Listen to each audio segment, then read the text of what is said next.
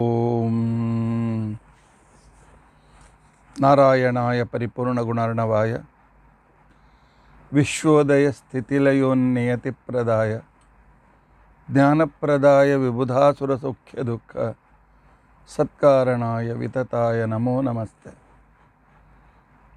ಅಭ್ರಮಂ ಭಂಗರಹಿತಂ ಅಜಡಂ ವಿಮಲಂ ಸದಾ ಆನಂದತೀರ್ಥಮತುಲಂ ಭಜೆ ತಾಪತ್ರಯಾಪಹಂ. ಭವತಿ ಯದನುಭಾವಾದೇಡಮೂಕೋಪಿ ವಾಗ್ಮಿ ಜಡಮತಿರಪಿ ಜಂತುರ್ಜಾಯತೆ ಪ್ರಾಜ್ಞಮೌಲಿಃ.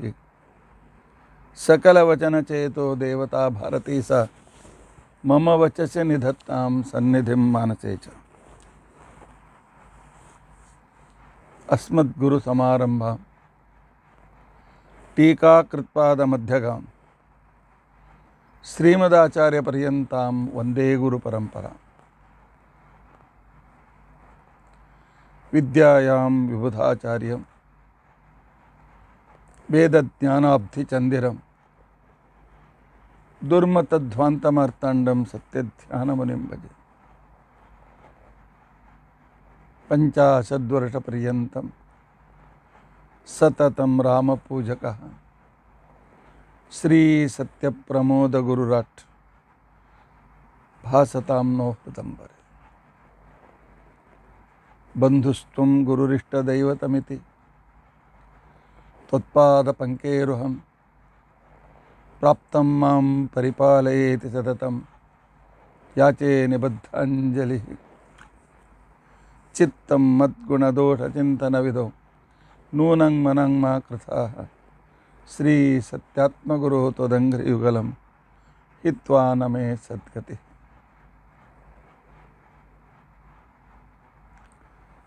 ಯೈರಹಂ ಶುಕವತ್ ಸಮ್ಯಕ್ ಶಿಕ್ಷಿತೋಸ್ಮಿ ಕೃಪಾಲುಭಿಃ ತಾನ್ ವಂದೇ ಧೇನುಪಾಚಾರ್ಯಾನ್ ತತ್ವಜ್ಞಾನಾರ್ಥಸಿದ್ಧೇ.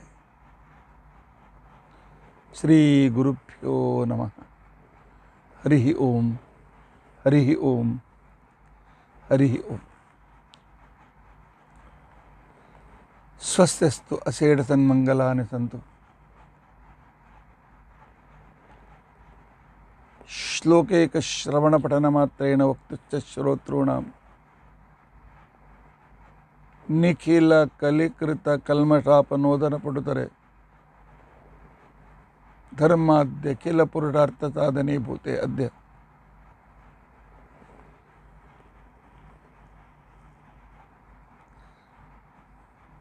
ರುದ್ರ ನಮಕ ಚಮಕ ವಿವರಣಾರಂಭೆ ತಥಾ ಶ್ರೀನಿವಾಸ ಕಲ್ಯಾಣೋತ್ಸವಾರ ಕಲ್ಯಾಣ ವಿವರಣಾರಂಭೆ ಸತಿ ಕಿಂಚಿತ್ ಪೂರ್ವಕಥಾನುವಾದ. ಹರಿ ಓಂ ಹರಿ ಓಂ ಹರಿ ಓಂ. ಹರೇ ರಾಮ ಹರೇ ರಾಮ ರಾಮ ರಾಮ ಹರೇ ಹರೇ ಹರೇ ಕೃಷ್ಣ ಕೃಷ್ಣ ಕೃಷ್ಣ ಹರೇ ಹರೇ. ಹರೇ ರಾಮ ರಾಮ ರಾಮ ಹರೇ ಹರೇ ಹರೇ ಕೃಷ್ಣ ಕೃಷ್ಣ ಕೃಷ್ಣ ಹರೇ ಹರೇ. ಹರೇ ರಾಮ ರಾಮ ರಾಮ ಹರೇ ಹರೇ ಹರೇ ಕೃಷ್ಣ ಕೃಷ್ಣ ಕೃಷ್ಣ ಹರೇ ಹರೇ. ಹರೇ ರಾಮ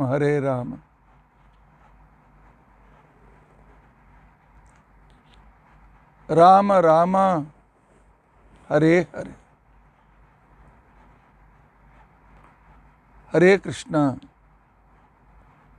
ಹರೇ ಕೃಷ್ಣ ಕೃಷ್ಣ ಕೃಷ್ಣ ಹರೇ ಹರೇ. ಶ್ರೀ ಗುರುಭ್ಯೋ ನಮಃ. ಹರಿ ಓಂ ಹರಿ ಓಂ.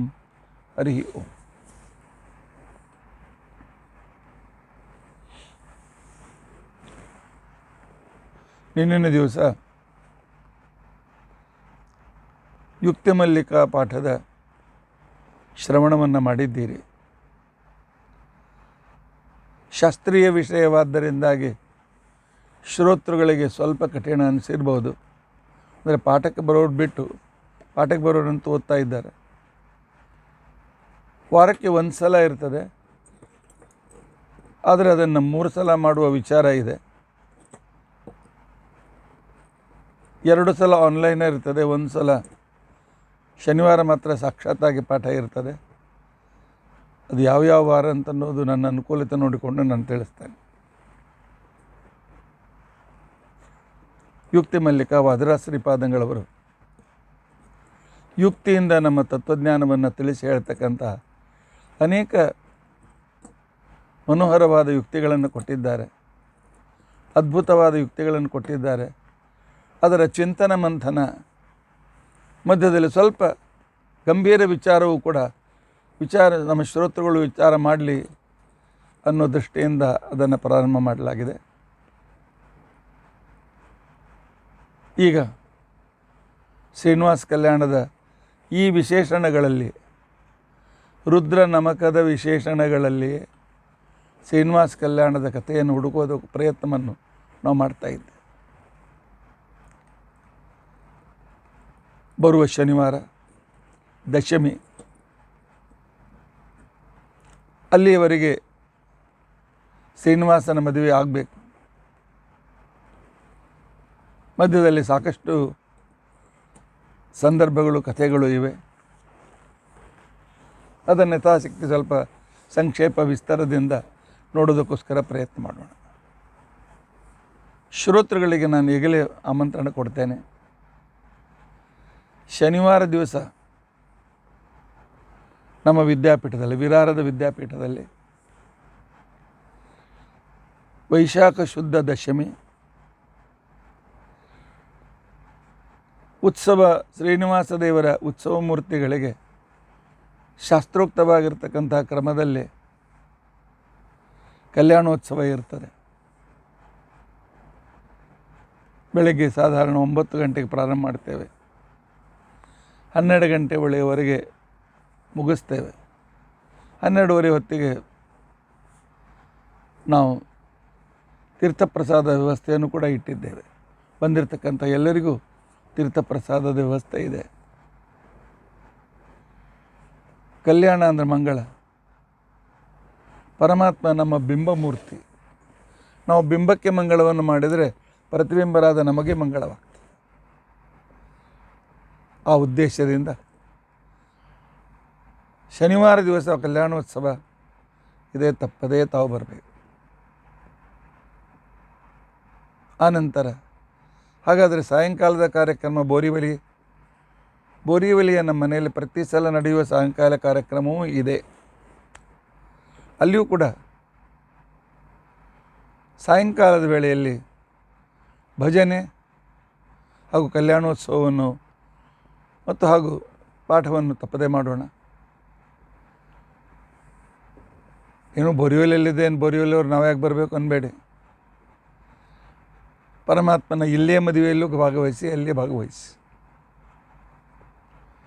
ಯಾರಿಗೆ ಅನಿವಾರ್ಯವಾಗಿ ಆಗೋದಿಲ್ಲ ಅಂಥವರು ಒಂದು ಕಡೆಯಲ್ಲಿ, ಯಾವುದಾದ್ರೂ ಒಂದು ಕಡೆಯಲ್ಲಿ ಭಾಗವಹಿಸಿ.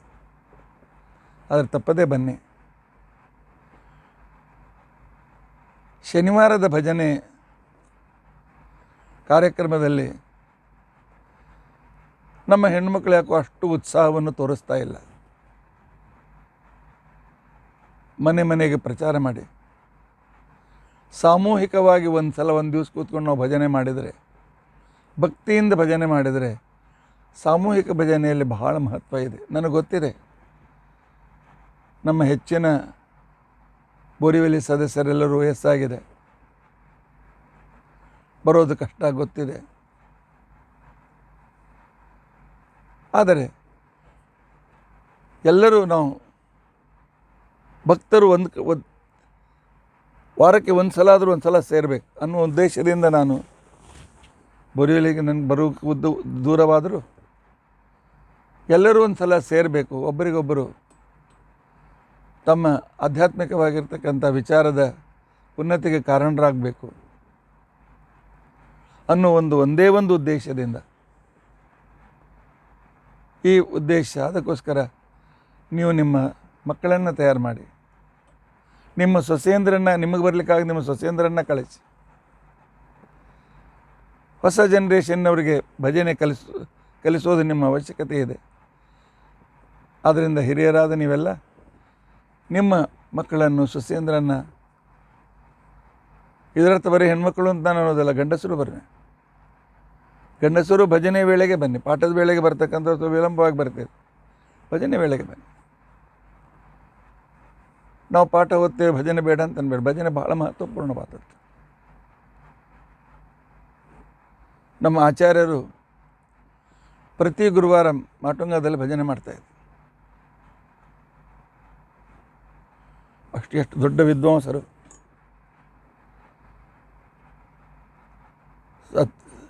ಸಂಪೂರ್ಣವಾದಂಥ ಹಿಂದೂಸ್ತಾನವರೆಗೂ ಪ್ರಸಿದ್ಧರಾದ ವ್ಯಕ್ತಿ. ಆದರೆ ಮೈ ಮರೆತು ದೇವರ ನಾಮಗಳನ್ನು ಹೇಳ್ತಿದ್ರು. ನಮ್ಮ ಆಚಾರ್ಯ ಧ್ವನಿ ಭಾಳ ಚೆನ್ನಾಗಿತ್ತು, ನನ್ನ ಧ್ವನಿ ಚೆನ್ನಾಗಿಲ್ಲ. ಮೈ ಮರೆತದ್ದು ಎಲ್ಲ ದೇವರ ನಾಮಗಳನ್ನು ಹೇಳ್ತಿದ್ರು. ಆ 1 ತಾಸು, 1.5 ತಾಸು ಭಾಳ ಒಳ್ಳೆಯ ರೀತಿಯಿಂದ ನಡೀತಾ ಇತ್ತು. ಅದೇ ರೀತಿಯಾಗಿ ವಿರಾರದವರೆಗೂ ನೀವು ಬರಲಿಕ್ಕೆ ಅನಾನುಕೂಲ ಆಗ್ತದೆ ಅಂತ ತಿಳ್ಕೊಂಡು ಅಂತ ಹೇಳಿ ಬೋರಿವಲಿಯಲ್ಲಿ ಪುನಃ ನಾವು ಪ್ರಾರಂಭ ಮಾಡಿದ್ದೇವೆ.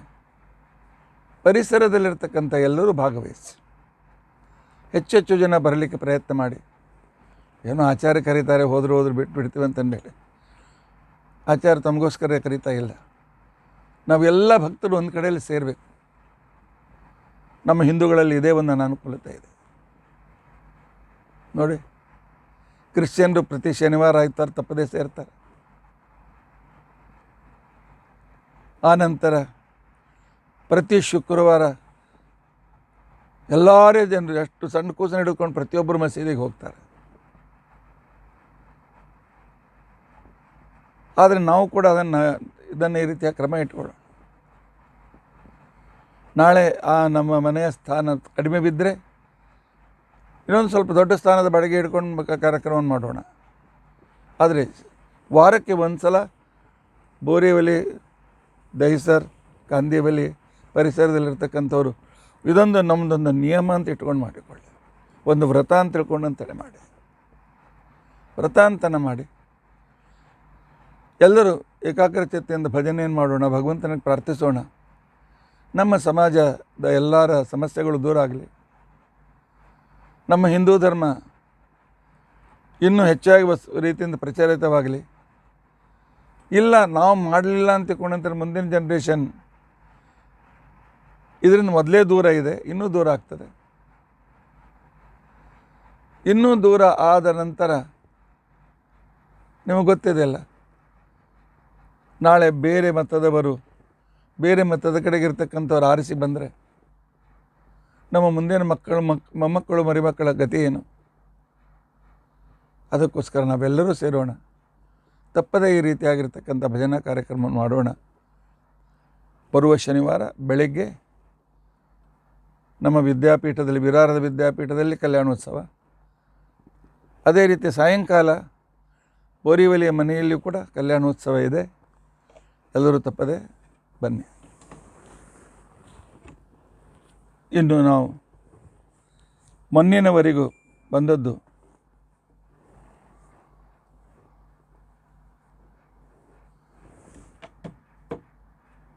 ಇದನ್ನು ನಾವು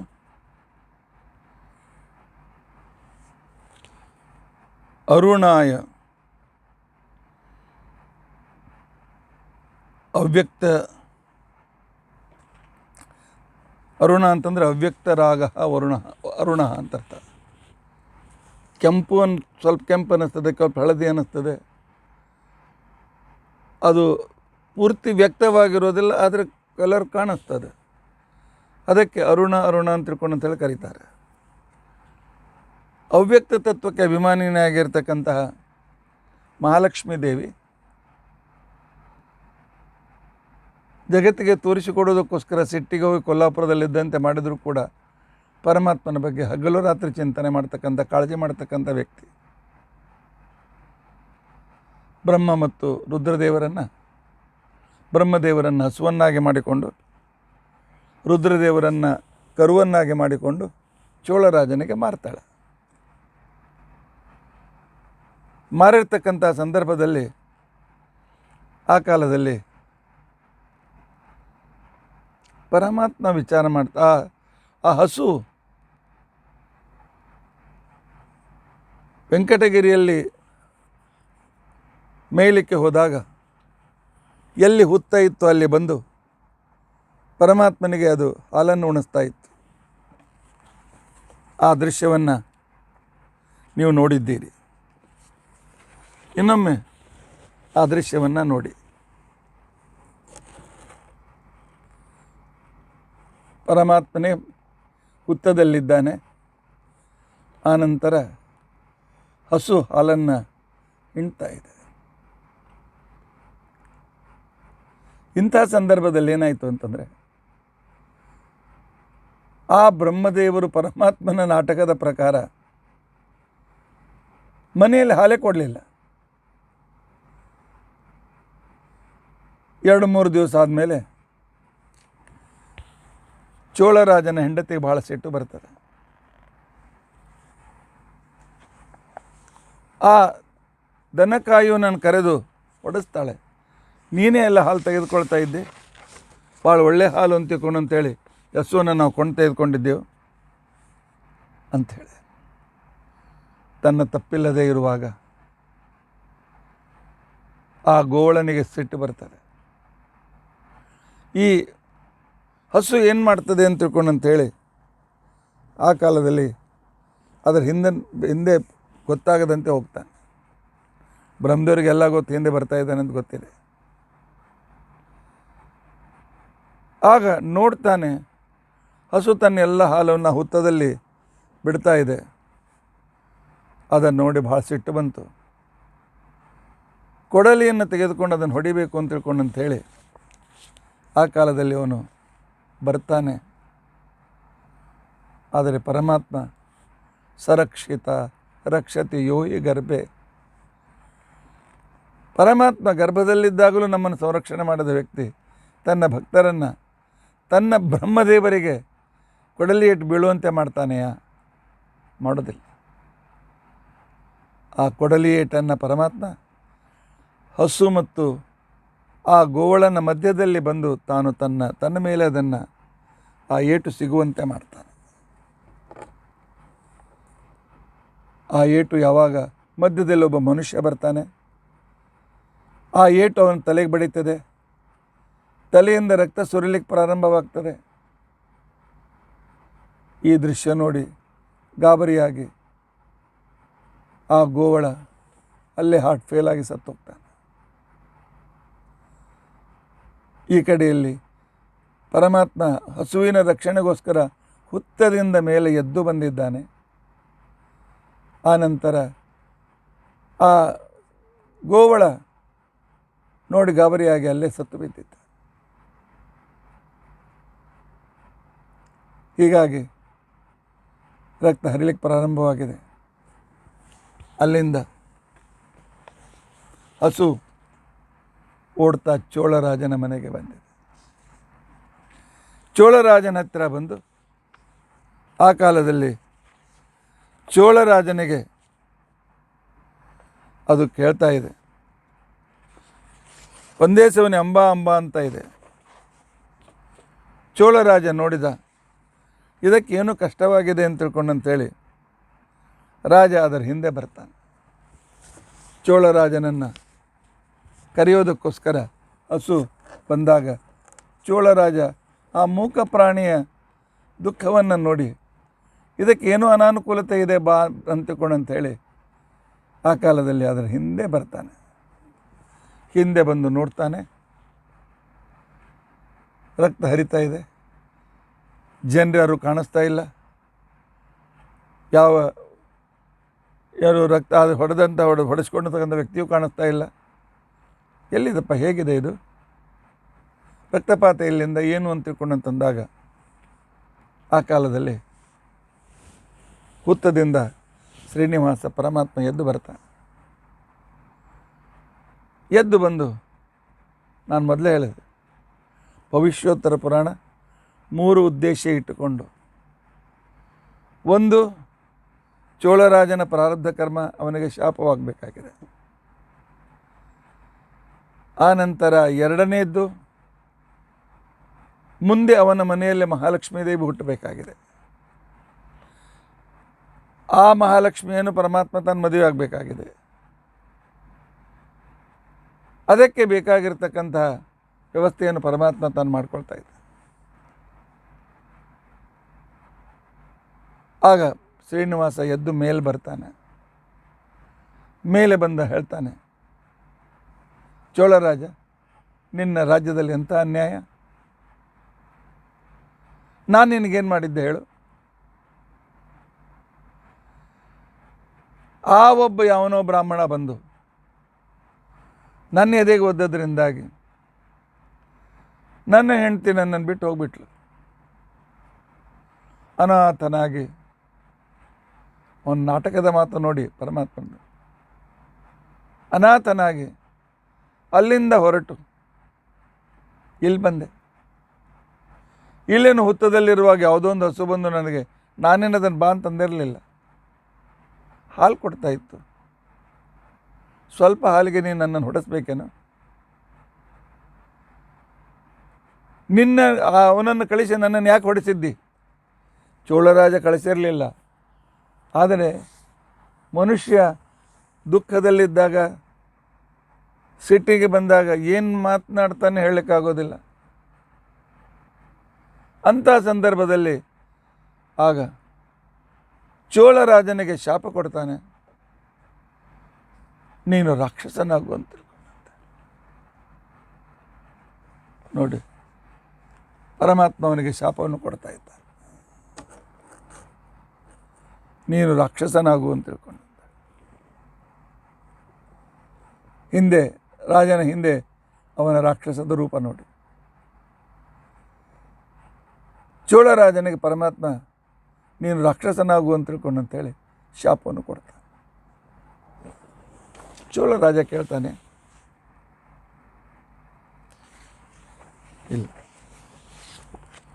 ಇಲ್ಲಿ ಇದೆ. ಚೋಳರಾಜನಿಗೆ ಪರಮಾತ್ಮ ಶಾಪವನ್ನು ಕೊಡ್ತಾನೆ, ನೀನು ರಾಕ್ಷಸನಾಗು ಅಂತೇಳಿ.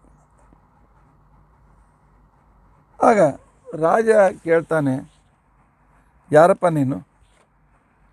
ನನಗೇಕೆ ಶಾಪವನ್ನು ಕೊಟ್ಟು? ನಾನು ಮಾಡಿದ ತಪ್ಪೇನು? ನೀನು ಇಲ್ಲಿದ್ದದ್ದು ಗೊತ್ತಿಲ್ಲ ನನಗೆ, ಹಸು ಇಲ್ಲಿ ಹಾಲು ಕೊಡ್ತದೆ ಅಂತ ಅನ್ನೋದು ಗೊತ್ತಿಲ್ಲ ನನಗೆ. ಇಂಥ ಸಂದರ್ಭದಲ್ಲಿ ನಾನು ನಿನಗೇನು ಮಾಡಿಲ್ಲ, ನನಗೆ ಶಾಪ ಯಾಕೆ ಕೊಟ್ಟು? ತಪ್ಪಿಲ್ಲದೆ ಶಾಪ ಯಾಕೆ ಕೊಟ್ಟು?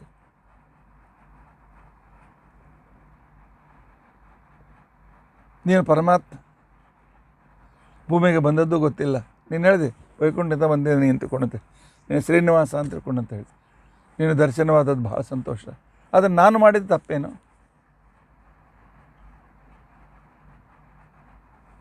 ಆಗ ಶ್ರೀನಿವಾಸ ಅಂತಾನೆ, ಚೋಳರಾಜ ಸೋ ಸ್ವಾರಿ. ಈಗಿನ ಕಾಲಕ್ಕೆ ಇರ್ತದಲ್ಲ, ಕಾಲಿನಿಂದ ಒದ್ದ ಸೋ ಸ್ವಾರಿ ಅಂತ ತಿಳ್ಕೊಂಡಂತೆ. ಮನುಷ್ಯ ತಪ್ಪು ಮಾಡಿ ಸಾರಿ ಅಂದರೆ ಮುಗಿದೋಗ್ತಂತ ತಿಳ್ಕೊಂಡಂತೆ ತಿಳ್ಕೊಳ್ತಾನೆ. ಆಗ ಅವನಂತಾನೆ, ನೋಡಪ್ಪ, ಪೆಟ್ಟಿನ ಆ ದುಃಖದಲ್ಲಿ ಏನು ಮಾತನಾಡಿದೆ ನನಗೆ ಗೊತ್ತಾಗಲಿಲ್ಲ. ಯಾವ ರೀತಿಯಾಗಿರ್ತಕ್ಕಂಥ ಪರಿಸ್ಥಿತಿ ನನಗೆ ಗೊತ್ತಿಲ್ಲ. ಆಯ್ತು ಬಿಡು, ಆದರೆ ನನ್ನ ಮಾತು ಸುಳ್ಳಾಗೋದಿಲ್ಲ. ವೇದಗಳು ಶಾಸ್ತ್ರಗಳು ಹೇಳಿವೆ, ಪರಮಾತ್ಮ ನೀನು ಸತ್ಯವಾಕ್ ಅಂತಕೊಂಡಂತೆ ನಿನಗೆ ಹೆಸರು ಪರಮಾತ್ಮ, ನೀನು ಹೇಳಿದ್ದು ಸುಳ್ಳಾಗೋದಿಲ್ಲ. ಆದ್ದರಿಂದಾಗಿ ನಿನ್ನ ಪ್ರಾರಬ್ಧ ಕರ್ಮ ರಾಕ್ಷಸನಾಗು. ಆದರೆ ಚಿಂತೆ ಮಾಡಬೇಡ, ನಾನು ಇಲ್ಲಿ ಮುಂದೆ ನನ್ನ ಮಂದಿರ ತಯಾರಾಗ್ತದೆ. ನಿನ್ನ ಪ್ರದೇಶದಲ್ಲಿ ಆಕಾಶ ರಾಜ ಅಂತ ತಿಳ್ಕೊಂಡಂತನು ಹೆಸರಿನಿಂದ ಒಬ್ಬ ರಾಜನಾಗ್ತಾನೆ. ಆಕಾಶ ರಾಜನಿಗೆ ಪದ್ಮಾವತಿ ಅಂತ ಮಗಳು ಹುಡ್ತಾಳೆ. ಅವನು ಅವಳನ್ನು ನನಗೆ ಕೊಟ್ಟು ಮದುವೆ ಮಾಡ್ತಾನೆ. ಮದುವೆ ಕಾಲದಲ್ಲಿ ನನ್ನ ಮಾವ ನನಗೆ 700 ತೊಲೆಯ ಬಂಗಾರದ ಒಂದು ಕಿರೀಟವನ್ನು ಕೊಡ್ತಾನೆ, ವಜ್ರ ಖಚಿತವಾದ ಕಿರೀಟ. ಆ ಕಿರೀಟ ಇಲ್ಲೇ ನನ್ನ ಮಂದಿರದಲ್ಲಿ ನಾನು ಶುಕ್ರವಾರಕ್ಕೆ ಒಮ್ಮೆ ತಲೆಯಲ್ಲಿ ಧಾರಣ ಮಾಡ್ತೇನೆ. ಆ ಭಾರವಾದ ಕಿರೀಟ ತಲೆ ಮೇಲೆ ಧಾರಣ ಮಾಡಿದಾಗ 6 ಗಳಿಗೆಯವರೆಗೆ 6 ಗಳಿಗೆ 2 ತಾಸು 24 ನಿಮಿಷ 2.5 ತಾಸು ವರೆಗೂ ನನ್ನ ಎಡಗಣ್ಣಿನಿಂದ ಈ ಗಾಯ ನೆನಪಾಗಿ ನೀರು ಬರ್ತದೆ. ಆ 6 ಗಳಿಗೆ ನಿನಗೆ ಈ ರಾಕ್ಷಸದ ಜನ್ಮದ ದುಃಖ ಇರೋದಿಲ್ಲ, ನಿನ್ನ ಪ್ರಾರಬ್ಧ ಕರ್ಮ ಎಷ್ಟಿದೆ 2 ದಿವಸ ರಾಕ್ಷಸನಾಗ್ತೆ, ಅನಂತರ ಉತ್ತಮ ಗತಿಯನ್ನು ಹೊಂತಿ ಅಂತ ಪರಮಾತ್ಮ ಅವನಿಗೆ ಅನುಗ್ರಹ ಮಾಡ್ತಾನೆ. ಅನುಗ್ರಹದಿಂದ ಇರತಕ್ಕಂಥ ಕಲಿಯುಗದವರೆಗೆ ಒಂದು ವ್ಯಂಗ್ಯ ಇದೆ, ಮುಂದೆ ಹೇಗಿರ್ತಾರೆ ಜನ ಅಂತೇಳಿ. ಇನ್ನೂ ಆಕಾಶರಾಜನೇ ಹುಟ್ಟಿಲ್ಲ, ಅವನಿಗೆ ಮಗಳೂ ಹುಟ್ಟಿಲ್ಲ. ಆ ನಂತರ ಆಗಲೇ ಅವನು ವರದಕ್ಷಿಣೆ ಇದೆ, ಅವನ ಕಡೆಯಿಂದ 700 ತೊಲೆ ಬಂಗಾರದ ವಜ್ರ ಖಚಿತ ಕಿರೀಟ ತೆಗೆದುಕೊಳ್ಳಬೇಕು ಅನ್ನೋದು ಈಗಿನಿಂದ ಪ್ಲ್ಯಾನ್ ಹಾಕ್ತಾನೆ. ಈಗ ಸ್ವಲ್ಪ ಕಡಿಮೆ ಆಗಿದೆ, ಮೊದಲೆಲ್ಲ ಈಗ ಕೆಲವು ಕಡೆಯಲ್ಲಿದೆ. ಇನ್ನು ಮೊದಲೆಲ್ಲ ಪ್ಲ್ಯಾನ್ ಹಾಕ್ತಿದ್ರು, ಹುಡುಗಿಯವರ ಕಡೆಯಿಂದ ಎಷ್ಟು ವರದಕ್ಷಿಣೆ ವಸೂಲು ಮಾಡಬೇಕು, ವರದಕ್ಷಿಣೆ ತೆಗೆದುಕೊಳ್ಬೇಕಲ್ಲ, ವಸೂಲು ಮಾಡಬೇಕು. ಮಗನಿಗೆ KGಗೆ ಸೇರಿಸಲಿಕ್ಕೆ ಎಷ್ಟು ಡೊನೇಷನ್ ಕೊಟ್ಟಿದ್ದೇವೆ, KGಯಿಂದ ಪ್ರೈಮರಿ ಮುಗಿಯೋರಿಗೆ ಎಷ್ಟು ಖರ್ಚಾಯಿತು, ಸ್ಕೂಲ್ಗೆ ಎಷ್ಟು ಡೊನೇಷನ್ ಕೊಟ್ಟೆವು, ಕಾಲೇಜಿಗೆ ಎಷ್ಟು ಡೊನೇಷನ್ ಕೊಟ್ಟೆವು, ಇಷ್ಟೆಲ್ಲ ಹುಡುಗಿಯ ಮಾವನ ಕಡೆಯಿಂದ ವಸೂಲು ಮಾಡಬೇಕು. ಏನು ರೀ ಆಚಾರ್ಯ, ವರದಕ್ಷಿಣೆ ತೆಗೆದುಕೊಂತ ಶಾಸ್ತ್ರದಲ್ಲಿ ಹೇಳಿದ್ದಾರೆ? ಹೌದು, ದಕ್ಷಿಣೆ ತೆಗೆದುಕೊಂತ ಹೇಳಿದ್ದಾರೆ, ಬಾರ್ಗೇನ್ ಮಾಡು ಅಂತ ಹೇಳಿಲ್ಲ. ಕನ್ಯಾದಾನ ಮಾಡಿದ್ದರಿಂದಾಗಿ ದಾನದ ಸಫಲತೆಗೋಸ್ಕರ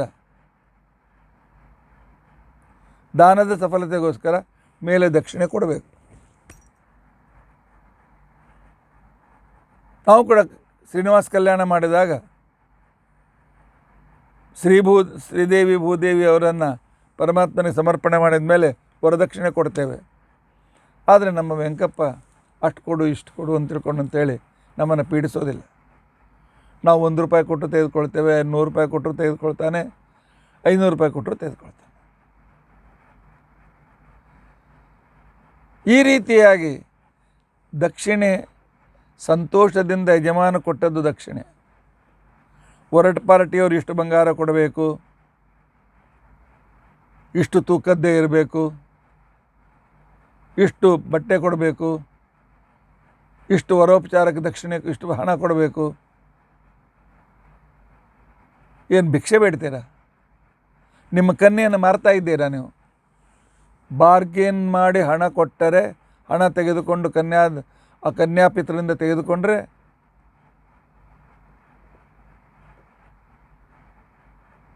ನಿಮಗೆ ಕನ್ಯೆಯನ್ನು ತೆಗೆದುಕೊಂಡು ಮಾರಿದ ಪಾಪ ನಿಮಗೆ ಬರ್ತದೆ. ಕೇಳಿದ್ದಾರೆ, ಇಷ್ಟು ಹಣ ತೆಗೆದುಕೊಂಡು ಹೊರ ಕಡೆಯಿಂದ ತೆಗೆದುಕೊಂಡು ತಮ್ಮ ಮಗಳನ್ನು ಕೊಡ್ತಾರೆ. ಆದರೆ ಇಲ್ಲಿ ನೀವು ಮಗಳ ಜೊತೆಯಲ್ಲಿ ಲಕ್ಷ್ಮೀದೇವಿಯನ್ನೇ ನಿಮಗೆ ಕಳಿಸ್ತಾ ಇದ್ದಾರೆ, ಅವಳ ಬೆಲೆ ನೀವು ಕಟ್ತೀರಾ? ಅಷ್ಟೇ ಇಲ್ಲ, ಒಂದು ವೇಳೆ ಸಂತೋಷದಿಂದ ಅವರಪ್ಪ ಕೊಟ್ಟರೆ ಅದು ಸ್ತ್ರೀಧನ, ನಿಮಗೆ ಮುಟ್ಲಿಕ್ಕೆ ಅಧಿಕಾರ ಇಲ್ಲ. ನಾನು ನೋಡಿದ್ದೇನೆ, ಈಗಿನ ಕೆಲವು ಹುಡುಗಿಯರು ಕಲ್ತಿರ್ತಾರೆ, IT ಯಲ್ಲಿ ಕೆಲಸ ಮಾಡ್ತಾ ಇರ್ತಾರೆ ಅಥವಾ ದೊಡ್ಡ ನೌಕರಿಯಲ್ಲಿ ಇರ್ತಾರೆ. ಬಂದಿರತಕ್ಕಂಥವರ ಇಲ್ಲ ಮನೆ ತೆಗೆದುಕೊಳ್ಬೇಕಾಗಿದೆ, ನಿನ್ನ ಹೆಸರಿನಲ್ಲಿ ಸಾಲ ತೆಗೆದುಕೊಂಡು ಕೊಡು,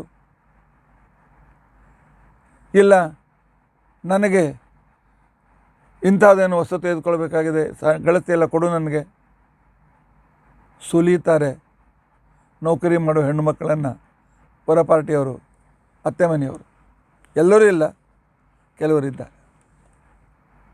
ಇಂಥ ಕೆಲವರನ್ನು ನಾನು ನೋಡಿದ್ದೆ. ಸ್ತ್ರೀಧನ ಮುಟ್ಟಿದರೆ ರೌರವ ನರಕ ಇದೆ. ಅವಳು ಕೈ ಎತ್ತಿ ತನ್ನ ಇಚ್ಛೆಯಿಂದ ಕೊಟ್ಟದ್ದು ಬೇರೆ. ಸ್ತ್ರೀಧನ, ಹೆಂಡತಿ ಒಂದು ಹಣ ಏನೋ ಕಷ್ಟದಲ್ಲಿದ್ದಾಗ ತೆಗೆದುಕೊಂಡಿದ್ದಷ್ಟು ವಾಪಸ್ ಮಾಡಿ. ಸ್ತ್ರೀಧನ ಮುಟ್ಲಿಕ್ಕೆ ನಮಗೆ ಯಾರಿಗೂ ಅಧಿಕಾರ ಇಲ್ಲ. ಅದಕ್ಕೋಸ್ಕರವೇ ಈಗ ಮೋದಿಯವರು ಹೇಳ್ತಾ ಇದ್ದಾರೆ, ಕಾಂಗ್ರೆಸ್ ಗೌರ್ಮೆಂಟ್ಗೆ ಬಂದರೆ ಅವರು ನಿಮ್ಮಲ್ಲಿದ್ದ ಹಣವನ್ನು ತೆಗೆದುಕೊಂಡು ಬಡವರಿಗೆ ಹಂಚ್ತಾರಂತೆ. ಬಡವರಿಗೆ ಅಂದರೆ ಅವ್ರಿಗೆ ಯಾರು ಹೊಟ್ಟು ಕೊಡ್ತಾರಂತ. ಅವರಿಗೆ ನೀವು ಕಷ್ಟಪಟ್ಟು ಗಳಿಸ್ಬೇಕು, ನೀವು ಹೋದ ಮೇಲೆ 55% ಗೌರ್ಮೆಂಟ್ ತೆಗೆದುಕೊಳ್ತದಂತೆ. ಅದು ಯಾರು ಓಟ್ ಕೊಡ್ತಾರೆ ಅವ್ರಿಗೆ ಕೊಡ್ತದೆ. ಅದಕ್ಕೋಸ್ಕರವೇ ಮೋದಿಯವರು ತಮಾಷೆ ಮಾಡಿದ್ದು, ನಾಳೆ ನಿಮ್ಮ ಮಂಗಳಸೂತ್ರಕ್ಕೂ ಕೈ ಹಾಕ್ತಾರೆ ಕಾಂಗ್ರೆಸ್ನವರು ಅಂತ ತಿಳ್ಕೊಂಡಂತೇಳಿ. ಆದ್ದರಿಂದಾಗಿ ಇನ್ನೂ ಅಲ್ಲಿ ಎಲೆಕ್ಷನ್ ಆಗಿಲ್ಲ, ಅಲ್ಲಿ ನೆನಪೇ ಇಟ್ಕೊಳ್ಳಿ. ನಿಮ್ಮ ಬರ್ತಕ್ಕಂಥ ಮುಂದೆ ಸೊಸೆಯಂದರ ಅಥವಾ ಮೊಮ್ಮಕ್ಕಳ ಹೆಂಡಂದಿರ ಮಂಗಲಸೂತ್ರ ಸರಿ ಇರಬೇಕಾಗಿದ್ದರೆ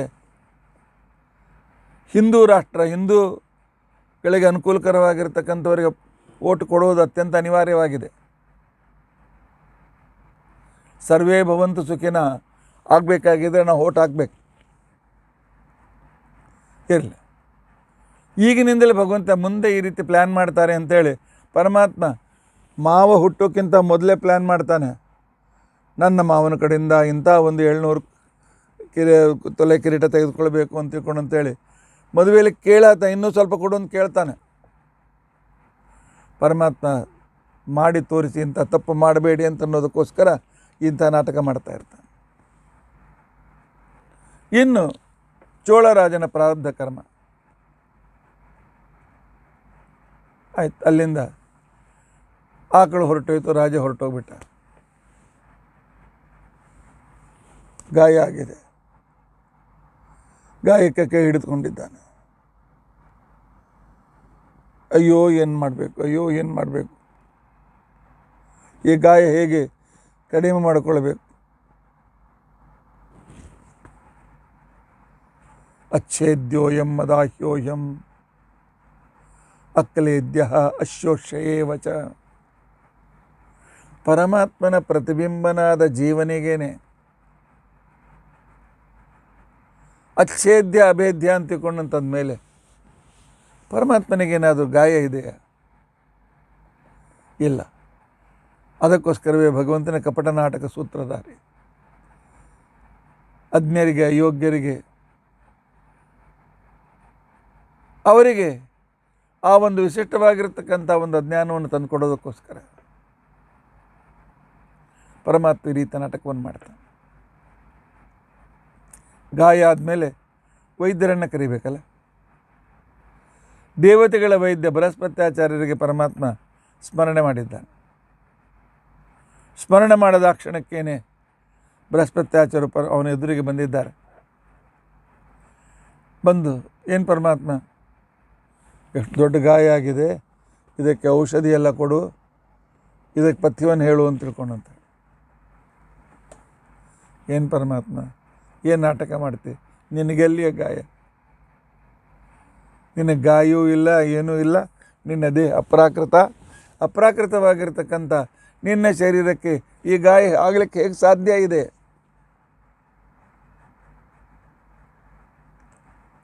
ಪರಮಾತ್ಮ ಅವ್ಯಕ್ತನಾಗಿದ್ದರೂ ಕೂಡ ವ್ಯಕ್ತವಾದ ಈ ಒಂದು ನಾಟಕವನ್ನು ತೋರಿಸ್ತಾ ಇದ್ದಾನೆ.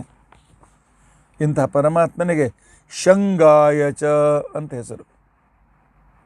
ರುದ್ರ ನಮಕದಲ್ಲಿ ಶಂಗಾಯ ಅಂತ ಕೊಣ್ತಾ ಇದೆ. ಶಂ ಅಂದರೆ ಸುಖ, ಗಮಯತಿ ಗಮಧಾತುವಿಗೆ ದೂರ ಮಾಡುವಂಥ ಅರ್ಥ, ಗಮಧಾತುವಿಗೆ ತಂದು ಕೊಡುವಂಥ ಅರ್ಥ, ಎರಡು ಅರ್ಥ ಇದೆ. ತಂ ಪ್ರತಿ ಗಮಯತಿ ಅಂದರೆ ಕೊಡ್ತಾನೆ ಅಂತ ಅರ್ಥ, ಗಮಯತಿ ಅಂದರೆ ಅವನಿಂದ ದೂರ ಮಾಡ್ತಾನೆ ಅಂತ ಅರ್ಥ. ಪರಮಾತ್ಮ ಚೋಳರಾಜನಿಗೆ ಶಾಪ ಕೊಟ್ಟು ಶಂ ಗಮಯತಿ ಶಂಗಾಯ ಚ, ಅವನ ಆ ಸುಖವನ್ನು ದೂರ ಮಾಡಿಬಿಟ್ಟ. ಇನ್ನು ಮುಂದೆ ತಾನು ಮದುವೆಯಾಗಿ ಸಜ್ಜನಿಗೆ ಸುಖ ಕೊಡಬೇಕಲ್ಲ, ಅದಕ್ಕೋಸ್ಕರ ಶಂಗಾಯ ಚ, ಭಕ್ತರಿಗೆ ಒಳ್ಳೆ ರೀತಿಯಾಗಿರ್ತಕ್ಕಂಥ ಸುಖವನ್ನು ತಂದು ಕೊಡೋದಕ್ಕೋಸ್ಕರ ಇಲ್ಲಿ ಭಕ್ತರು ಯಾರು? ಬಕುಲಾವತಿ, ಪದ್ಮಾವತಿ, ಅವರೆಲ್ಲರಿಗೂ ಸುಖ ಕೊಡಬೇಕಾಗಿದೆ. ಆಗ ಪರಮಾತ್ಮ ಬೃಹಸ್ಪತ್ಯಾಚಾರ್ಯ ಹೇಳ್ತಾನೆ, ಇದೆಲ್ಲ ವೇದಶಾಸ್ತ್ರ ಹೇಳಕ್ಕೆ ಬೇಡ, ಮನುಷ್ಯ ಲೋಕಕ್ಕೆ ಬಂದಿದ್ದೇನೆ, ಮನುಷ್ಯ ಲೋಕದಂತೆ ವ್ಯವಹಾರ ಮಾಡು, ಇದಕ್ಕೇನು ಪಥ್ಯ ಔಷಧಿ ಹೇಳು. ಬೃಹಸ್ಪತ್ಯಾಚಾರ್ಯ ಹೇಳ್ರಿ. ಬೃಹಸ್ಪತ್ಯಾಚಾರ್ಯ ಹೇಳಿದರು, ನೋಡಪ್ಪ, ಮಾನವ ಲೋಕದ ಪ್ರಕಾರ ಹೇಳಬೇಕಾಯ್ತು ಅಂತಂದರೆ, ಈ ಎಕ್ಕೆ ಎಲೆ ಇರ್ತದಲ್ಲ, ಎಕ್ಕೆ ಎಲೆಯಲ್ಲಿ ಎಲೆಯ ಮೇಲೆ ಒಂದು ಥರದ ಹತ್ತಿ ಇರ್ತದೆ, ಅದು ಎಲೆಯ ಮೇಲೆ ಒಂದು ಲೇರ್ ಇರ್ತದೆ. ಸ್ವಲ್ಪ ಚಾಕು ತೆಗೆದುಕೊಂಡು ಎಲೆಯ ಮೇಲೆ ಹೀಗೆ ಆಡಿಸಿದರೆ ಸ್ವಲ್ಪ ಹತ್ತಿ ಬರ್ತದೆ. ಆ ಹತ್ತಿಯನ್ನು ತೆಗೆದುಕೋ, ಔದುಂಬರ ಗಿಡ ಅಂತಂದರೆ ಎಲೆ ತೆಗೆದರೆ ಬಿಳಿ ಹಾಲು ಬರ್ತದೆ, ಆ ಹಾಲನ್ನು ಹಚ್ಚು, ಗಾಯದ ಮೇಲೆ ಇಟ್ಟುಕೋ. ಔದುಂಬರ ದುಗ್ಧಾಕ್ತವಾದ ಅರ್ಕಪತ್ರದ ಆ ಒಂದು ಹತ್ತಿಯನ್ನು ನಿನ್ನ ಗಾಯದ ಮೇಲೆ ಇಟ್ಟುಕೋ. ಗಾಯ ಮಾಯುವವರೆಗೂ ಅಕ್ಕಿಯನ್ನು ತಿನ್ನಬೇಡ. ಅಲ್ಲಿಯವರೆಗೂ ನವಣಕ್ಕಿ ಅಂತಿಕೊಂಡು ಅಂತಂದರೆ ಮಿಲೆಟ್ಸ್, ಅಕ್ಕಿಯಿಂದ ಮತ್ತು ಕೀವು ಜಾಸ್ತಿ ಆಗ್ತಕ್ಕಂಥ ಸಂದರ್ಭ ಬರ್ತದೆ ಅಂತಕೊಂಡಂತ ಹೇಳ.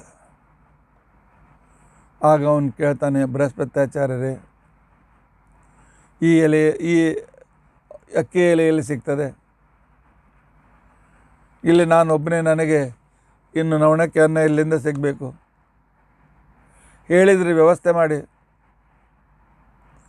ನೋಡಪ್ಪ ಪರಮಾತ್ಮ, ಕಲಿಯುಗದಂತೆ ವ್ಯವಹಾರ ಮಾಡು ಅಂತ ಹೇಳಿದ್ದೀಯಲ್ಲ ನನಗೆ, ನಾನು MD doctor in medicine, prescription ಮಾತ್ರ ಕೊಡ್ತೇನೆ, ಎಲ್ಲಿ ಸಿಗ್ತದೆ ಏನು ಬರ್ತದೆ ನಿನ್ನ ಜವಾಬ್ದಾರಿ.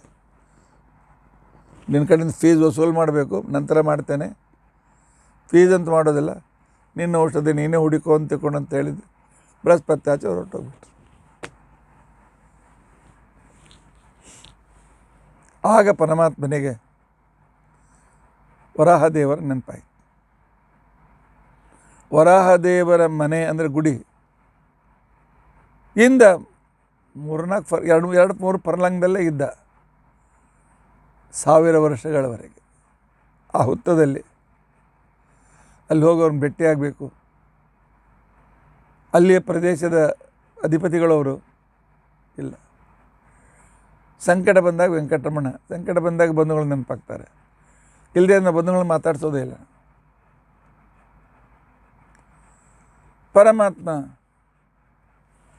ಅವನು ವರಾಹದೇವರ ಹತ್ರ ಹೋಗಿದ್ದಾನೆ. ತನ್ನದೇ ಒಂದು ರೂಪ. ವರಾಹದೇವರ ಹತ್ತಿರ ಹೋಗಿ, ಆದರೆ ಹೇಗೆ ಹೋಗಬೇಕು, ಒಮ್ಮೆಲೆ ಭೇಟಿಯಾಗಿ ಹೇಗಾಗಬೇಕು. ಅಲ್ಲಿ ಎಕ್ಕೆ ಎಲೆ ಹುಡುಕ್ತಾ ಇದ್ದಾನೆ, ಎಲ್ಲಿ ಎಕ್ಕೆ ಎಲೆ ಸಿಗ್ತದೆ, ಏನು ಮಾಡಬೇಕು ಮುಂದೆ ಅಂತ ಹೇಳಿ. ಅದೇ ವೇಳೆಗೆ ಏನಾಗಿತ್ತು ಅಂತಂದರೆ, ವರಾಹದೇವರು ಅನೇಕ ಹೊಲಗಳನ್ನು ಬೆಳೆಸಿದ್ರು.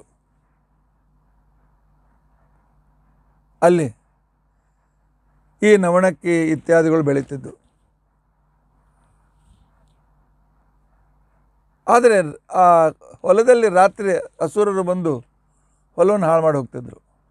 ಹೀಗಾಗಿ ಅವರನ್ನು ಕೊಲ್ಲುವುದಕ್ಕೋಸ್ಕರ ತಮ್ಮ ಸೈನ್ಯ ತೆಗೆದುಕೊಂಡು ಅನೇಕ ಜೊತೆಗಾರನ್ನು ಕರೆದುಕೊಂಡು ಹೋಗಿ ಅವನಿಗೆ ಶಿಕ್ಷೆಯನ್ನು ಕೊಟ್ಟು ವಾಪಸ್ ಬರ್ತಾಯಿದ್ರು. ವಾಪಸ್ ಬರುವಾಗ ನೋಡಿದರು ಹೊಲದಲ್ಲಿ ಯಾರೋ ತಿರುಗಾಡ್ತಾ ಇದ್ದಾರೆ. ಇವನೇ ಶ್ರೀನಿವಾಸ ತಿರುಗಾಡ್ತಾ ಇದ್ದ. ಯಾರು ಯಾರು ಅಂತಂದ ಕ್ಷಣಕ್ಕೆ ಶ್ರೀನಿವಾಸ ಅಡ್ಕೊಂಡು ಕೂತ್ಕೊಂಡ್ಬಿಟ್ಟ. ಆಗ ವರಾಹದೇವರು ತಮ್ಮ ಸೈನಿಕರನ್ನು ಎಲ್ಲ ಕಡೆಗೆ ಸುತ್ತಲೂ ಇಟ್ಟು, ನಿನ್ನ ಸುತ್ತಲೂ ನಾವಿದ್ದೇವೆ, ಯಾರಿದ್ದೀರಿ ಹೊರಗೆ ಬನ್ನಿ, ಹೊರಗೆ ಬನ್ನಿ. ಇಲ್ಲದೇ ಇದ್ದರೆ ಫೈರ್ ಮಾಡುವಂತಕೊಂಡು ನನ್ನ ಸೈನಿಕರಿಗೆ ಹೇಳ್ತೇನೆ.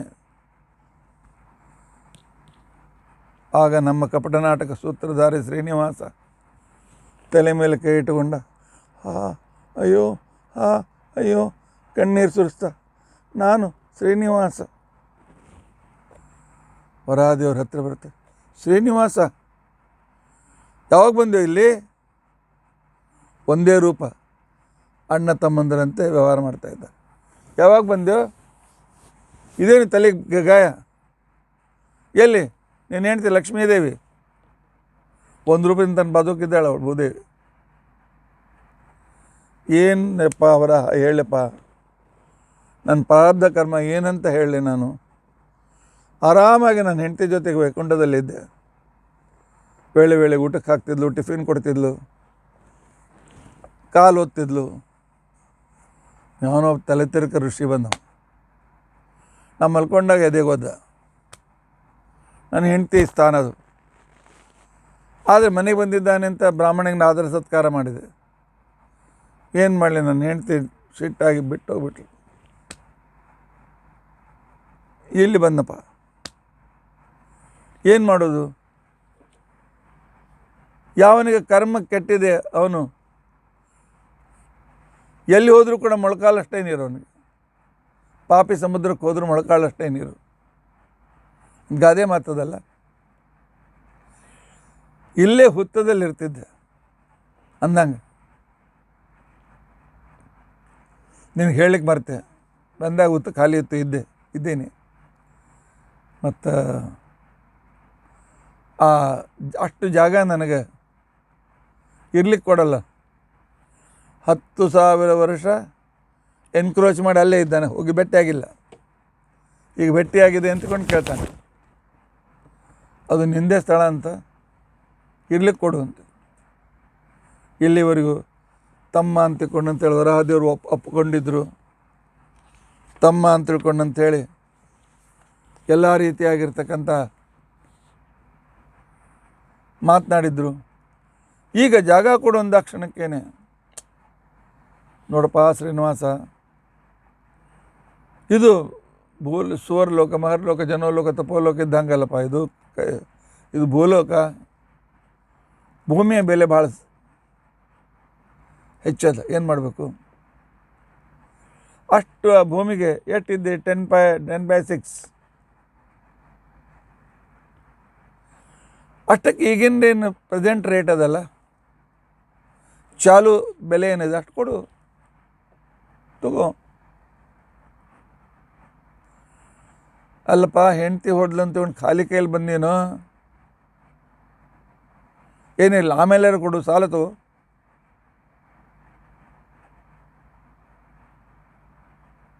ಆ ನಂತರ ಇದರ ಬೆಲೆ ನಾನು ಕೊಡು.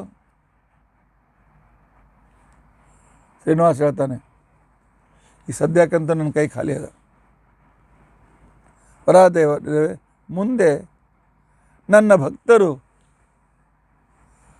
ಇಲ್ಲೇ ನಿಮ್ಮ ಸಮೀಪದಲ್ಲೇ, ನಿಮ್ಮ ಗುಡಿಯ ಬಲಬದಿಯಲ್ಲಿಯೇ ನನ್ನ ಗುಡಿ ಕಟ್ತಾರೆ. ನನಗೆ ವಿಜೃಂಭಣೆಯಿಂದ ನೈವೇದ್ಯಾದಿಗಳನ್ನು ತೋರಿಸ್ತಾರೆ. ಆಗ ನಿಮಗೆ, ನನಗಿಂತ ಮೊದಲು ನಿಮಗೆ ಕ್ಷೀರಾಭಿಷೇಕ, ಆನಂತರ ಮೊದಲು ನಿಮಗೆ ನೈವೇದ್ಯ, ಆನಂತರ ನನ್ನ ನೈವೇದ್ಯ. ಈ ಹಣ ಇಷ್ಟು ಸಂಪತ್ತಿ ನಿನಗೆ ಕೊಡ್ತೇನೆ. ಇದನ್ನೇ ಈ ಭೂಮಿ ಬೆಲೆ ಅಂತ ತಿಳ್ಕೊಂಡ್ಬಿಡು. ಮಾತಿನ ಹಿಂದೆ ಇರತಕ್ಕಂಥ ವ್ಯಂಗ್ಯ ನೆನಪಿಟ್ಕೊಳ್ಳಿ. ಹೇಗೆ ಈಗಿನ ಜನರು ಹೇಗೆ ವ್ಯವಹಾರ ಮಾಡ್ತಾರೆ ಅಂದೇನು, ನಿನ್ನ ಜಾಗದೊಳಗೆ ಇದ್ದು ನಾನು ನಿನಗೆ ಡಾಮಿನೇಟ್ ಮಾಡಿ ನಿನಕ್ಕಿಂತ ದೊಡ್ಡ ಗುಡಿ ಕಟ್ಸ್ಕೊಂಡು ಇರ್ತೀನಿ, ಪಾಪ ಹೋಗಲಿ ಅಂತೇಳಿ ಮೊದಲು ಕ್ಷೀರಾಭಿಷೇಕ, ಮೊದಲು ನಿನ್ನ ದರ್ಶನ, ಮೊದಲು ನಿನಗೆ ನೈವೇದ್ಯ ಕೊಡ್ತೇನೆ. ಅದೇನು ಯಜಮಾನನ ಜಾಗದ ಎನ್ಕ್ರೋಚ್ ಮಾಡಿ ಮುಂದೆ ಅವನಿಗಿಂತಲೂ ದೊಡ್ಡ ಮನೆ ಕಟ್ಟಿಸಿ ಅವನನ್ನೇ ನೀನು ಮೂಲೆಯಲ್ಲಿರು ಅಂತಿಕೊಂಡು ಅಂತೇಳಿ ಮುಂಬೈಲಿಂತ ಈ ರೀತಿಯಾಗಿ ಆಗ್ತದೆ. ಮೊದಲು ಎನ್ಕ್ರೋಚ್ ಮಾಡ್ತಾರೆ, ಏನೋ ಇದ್ದಾನೆ ಬಿಡು ಅಂತಿಕೊಂಡು ಅಂತೇಳಿ ಮುಂದೆ ಗುಂಡಾಗಳನ್ನು ಎಲ್ಲ ಇಟ್ಕೊಂಡು ತಾವೇ ಅದ ಭೂಮಿ ಮಾಲೀಕರಾಗ್ತಾರೆ. ಈ ರೀತಿ ಕಲಿಯುಗದಲ್ಲಿ ಆಗ್ತದೆ. ಬಿ ಅಲರ್ಟ್, ಎಚ್ಚರ ಅಂತ ಹೇಳಿ ಪರಮಾತ್ಮ ಈ ರೀತಿಯಾಗಿರ್ತಕ್ಕಂಥ ವ್ಯವಹಾರವನ್ನು ಮಾಡ್ತಾ ಇದ್ದಾನೆ. ವರಾದೇವರೇ, ಇನ್ನೊಂದು ಉಪಕಾರ ಮಾಡಿರಿ. ಏನು ನಾನು ಎಕ್ಕೆ ಎಲೆ, ಔದಂಬ್ರ ಹಾಲು ಎಂಬುದಂತ ಸಂಗ್ರಹ ಮಾಡ್ತೀನಿ. ಆದರೆ ಹೊಟ್ಟೆಗೆ ಎರಡು ದಿವಸ ಏನೋ ಆಕಳು ಬಂದು ಹಾಲು ಕೊಡ್ತಿತ್ತು, ಇನ್ನೇನು ಬರೋಂಗಿಲ್ಲ. ಪಥ್ಯ ನವಣಕ್ಕೆಯನ್ನು ಬೃಹಸ್ಪತ್ಯಾಚಾರ ಹೇಳಿದ್ದಾರೆ. ಅದಕ್ಕೊಂಚೂರು ದಿನ ನಿಮ್ಮ ಮನೆಗೆ ಬರ್ತೀನಿ, ಒಂದು ಸ್ವಲ್ಪ ಅದ್ರ ವ್ಯವಸ್ಥೆ ಮಾಡ್ತೀರ. ನೋಡಪ್ಪ, ದಿನಾಲು ನಮ್ಮ ಮನೆಯೊಳಗೆ ಯಾವಾಗ ಊಟ ಯಾವಾಗ ಅಡಿಗೆಯೋ ಗೊತ್ತಿಲ್ಲ. ನಿನಗೆ ಒಬ್ಬಳು ಹೆಣ್ಮಗಳನ್ನು ಕಳಿಸ್ಕೊಡ್ತಾರೆ. ಅವಳು ನಿನಗೋಸ್ಕರ ದಾರಿ ಕಾಯ್ತಾ ಇದ್ದಾಳೆ. ಅವಳು ನಿನ್ನ ಊಟ ಯೋಗಕ್ಷೇಮ ಎಲ್ಲ ನೋಡ್ಕೊಳ್ತಾಳೆ. ಸಮಯಕ್ಕೆ ಬಂದು ಆಹಾರ ಎಲ್ಲದು ನಿನಗೆ ಟಿಫಿನ್ ಕೊಡ್ತಾಳೆ, ಊಟ ಕೊಡ್ತಾಳೆ, ನಿನ್ನ ಪಾತ್ರೆ ತಿಕ್ತಾಳೆ. ನನ್ನ ಹತ್ರ ಬಕ್ಲಾವತಿ ಅಂತ ಒಬ್ಬಳಿದ್ದಾಳೆ, ಅವಳನ್ನು ಕಳಿಸ್ಕೊಡ್ತೇನೆ. ಅವಳು ನಿನ್ನ ಯೋಗಕ್ಷೇಮ ನೋಡ್ಕೊಳ್ತಾಳೆ. ಆಯ್ತು, ವ್ಯವಸ್ಥೆ ಮಾಡ್ತೀನಿ. ಅಂದರೆ ನನಗೆ ದಿನ ಮುಂದೆ ನಂಗೆ ತ್ರಾಸು ಕೊಡಬೇಡ, ನೀನು ಪ್ರತ್ಯೇಕ ನಿನಗೆ ವ್ಯವಸ್ಥೆ ಮಾಡಿಕೊಡ್ತೀನಿ. ಅಂದರೆ ಜನರು ಎಷ್ಟು ನಿರ್ದಾಕ್ಷಿಣ್ಯವಾದ ವ್ಯವಹಾರವನ್ನು ಮಾಡ್ತಾರೆ ಕಲಿಯುಗದಲ್ಲಿ ಅಂತ ಅನ್ನೋದು ವರಾದೇವರು ಕೂಡ ತೋರಿಸ್ತಾ ಇದ್ದಾರೆ. ಇಲ್ಲಿ ಬಂದು ಕೇಳ್ತಾ ಇದ್ದ ನೋಡಿ, ನನಗೆ ಹೆಲ್ಪ್ ಮಾಡು ಅಂತೇಳಿ ವರಾಹದೇವರ ಹತ್ರ ಶ್ರೀನಿವಾಸ ಕೇಳ್ಕೊಳ್ತಾ ಇದ್ದಾನೆ.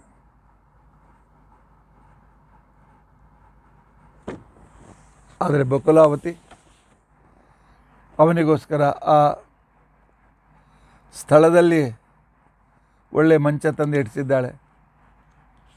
ಆ ನಂತರ ಅವನಿಗೆ ಮಗನಂತೆ ಅವನ ಯೋಗಕ್ಷೇಮವನ್ನು ನೋಡಿಕೊಳ್ತಾ ಇದ್ದಾಳೆ. ನೋಡಿ, ಬಕುಲಾವತಿ ಅವನಿಗೋಸ್ಕರ ಹಣ್ಣು ಹಂಪಲು ತಂದಿಟ್ಟಿದ್ದಾಳೆ, ಮಂಚ ಮಾಡಿಕೊಟ್ಟಿದ್ದಾಳೆ. ತಾನು ಕೆಳಗೆ ಕೂತ್ಕೊಂಡು, ಕಾಲು ಕೆಳಗೆ ಕೂತ್ಕೊಂಡು ಅವನ ಯೋಗಕ್ಷೇಮವನ್ನು ನೋಡ್ತಾ ಇದ್ದಾಳೆ. ಈ ಬಕುಲಾವತಿ ಯಾರು? ಮುಂದೆ ಪರಮಾತ್ಮನೇ ಇದನ್ನು ಹೇಳ್ತಾನೆ, ಆವಾಗ ಕೇಳಿ ತಿಳಿದುಕೊಳ್ಳೋಣ. ಈ ಬಕುಲಾವತಿ ಶ್ರೀನಿವಾಸನ ಸೇವೆಯನ್ನು ಮಾಡ್ತಾ ಇದ್ದಾಳೆ. ಹೀಗೆ ಕೆಲವು ದಿನ ಕಳೆಯಿತು. ಅದಕ್ಕೋಸ್ಕರವೇ ಶಂ ಭಕ್ತೇಭ್ಯ ಶಂ ಪ್ರಾಪಯತಿ ಇತಿ ಶಂಗಾಯ ಬಕುಲಾವತಿಗೆ ಪರಮಾತ್ಮ ತನ್ನ ಸೇವೆ ಮಾಡುವ ಅವಕಾಶವನ್ನು ಕೊಟ್ಟು ಅವಳಿಗೆ ಅನುಕೂಲ ಮಾಡಿಕೊಟ್ಟಿದ್ದ. ಈ ಕಡೆಯಲ್ಲಿ ಶಂಗಾಯ, ಶಂಗ ಅಂತಂದರೆ ಪಿಶಂಗ ವರ್ಣ. ಪಿಶಂಗ ಅಂತಿಕೊಂಡಂತಂದರೆ ಸ್ವಲ್ಪ ಬ್ಲ್ಯಾಕ್ ಮಿಕ್ಸ್ ಬ್ರೌನ್ ವರ್ಣ, ಅದು ವರಾಹದೇವರ ಬಣ್ಣ. ಶಂಗಾಯ ಶ್ರೀನಿವಾಸ ಶಂಗನ ಅಂದರೆ ಪಿಂಗಲ ರೂಪಿಯಾಗಿರ್ತಕ್ಕಂತಹ ವರಾಹದೇವರ ಸಹಾಯವನ್ನು ತೆಗೆದುಕೊಳ್ತಾನೆ. ಅವರ ಜೊತೆಗೆ ವ್ಯಾವಹಾರಿಕವಾಗಿರ್ತಕ್ಕಂತಹ ಮಾತನಾಡಿ ವ್ಯವಹಾರವನ್ನು ಮಾಡ್ತಾನೆ. ಈ ರೀತಿಯಾಗಿ ಕೆಲವು ದಿವಸ ನಡೆಯಿತು. ನಡೆದಿರ್ತಕ್ಕಂಥ ಸಂದರ್ಭದಲ್ಲಿ ಪರಮಾತ್ಮ ಇನ್ನು ತಾನು ಯಾವುದಕ್ಕೋಸ್ಕರ ಬಂದಿದ್ದೇನೆ, ಸೀತೆಯು ಹೇಳಿದಂತೆ ವೇದವತಿಯನ್ನು, ಲಕ್ಷ್ಮೀ ಸನ್ನಿಧಾನಯುಕ್ತಳಾಗಿರ್ತಕ್ಕಂಥ ವೇದವತಿ ಜೊತೆಗೆ ಮದುವೆ ಆಗಬೇಕು, ಅವಳೇ ಪದ್ಮಾವತಿ. ಈ ಪದ್ಮಾವತಿ ಯಾರು? ಈ ಪದ್ಮಾವತಿ ಯಾರ ಮಗಳು? ಇವಳನ್ನು ಪರಮಾತ್ಮ ಯಾವ ರೀತಿಯಾಗಿ ಸ್ವೀಕಾರ ಮಾಡ್ತಾನೆ ಅನ್ನೋ ಕಥೆ. ಪಾಂಡ್ಯ ದೇಶದ ವಂಶದಲ್ಲಿ ಚಂದ್ರವಂಶದ ಯಾವ ಚಂದ್ರವಂಶ ಕೃಷ್ಣನ ವಂಶ ಇತ್ತು, ಆ ವಂಶದಲ್ಲಿ ಕ್ರಮವಾಗಿ ರಾಜರು ಬರ್ತಾ ತಿರುಪತಿ ಏರಿಕೆ ಆಕಾಶ ರಾಜ ಅಂತಕೊಂಡಂತೇಳಿ ಗೋವಿಂದರಾಜ ಪಟ್ಟಣಕ್ಕೆ ಆಕಾಶರಾಜನ ಪಟ್ಟಣ ಅಂತ ಹೆಸರು. ಇಲ್ಲ, ಗೋವಿಂದರಾಜ ಪಟ್ಟಣ, ಆಕಾಶರಾಜನ ಊರು ಅಲ್ಲಿಂದ 22 ಕಿಲೋಮೀಟರ್ ಮೇಲಿದೆ. ಆಕಾಶರಾಜ ಅಂತ ತಿಳ್ಕೊಂಡಂತ ಹೇಳ್ತಾ ಇದ್ದ. ಆಕಾಶರಾಜನಿಗೆ ಧರಣಿ ದೇವಿ ಅಂತ ತಿಳ್ಕೊಂಡಂತ ಹೇಳ್ತೀವಿ. ಮದುವೆಯಾಗಿ ಹಲವು ವರ್ಷಗಳು ಕಳೆದವು, ಮಕ್ಕಳಾಗಲಿಲ್ಲ. ಒಳ್ಳೆಯ ರಾಜ, ಸಮೃದ್ಧಿಯಾದಂಥ ರಾಜ್ಯ, ಆದರೆ ಮಕ್ಕಳಾಗಲಿಲ್ಲ. ಒಂದು ಸಲ ಅವರ ಪುರೋಹಿತರಾಗಿರ್ತಕ್ಕಂಥ ಬೃಹಸ್ಪತ್ಯಾಚಾರ್ಯರು, ಆಕಾಶರಾಜನ ಪುರೋಹಿತರು ಬೃಹಸ್ಪತ್ಯಾಚಾರ್ಯರು. ಬೃಹಸ್ಪತ್ಯಾಚಾರ್ಯರು ಅವನು ಯೋಗಕ್ಷೇಮ ಕೇಳಲಿಕ್ಕೆ ಮನೆಗೆ ಬಂದಾಗ ಆಗ ಅವನು ತನ್ನ ದುಃಖವನ್ನು ತೋಡ್ಕೊಳ್ತಾನೆ. ಅಸಮಾಧಾನ ಇದೆ, ಕಣ್ಣಲ್ಲಿ ಕಣ್ತುಂಬ ನೀರು ಬಂದಿದೆ. ಅವರ ಪಾದಪಕ್ಷಾಲನೆ ಮಾಡಿದ ನಂತರ ಕೈ ಜೋಡಿಸ್ಕೊಂಡು ನಿಂತಾಗ ಅವನ ಮುಖ ನೋಡಿ, ಏನು ಆಕಾಶರಾಜ, ನಿನಗೇನು ಚಿಂತೆ ಇದೆ ಆಕಾಶರಾಜ?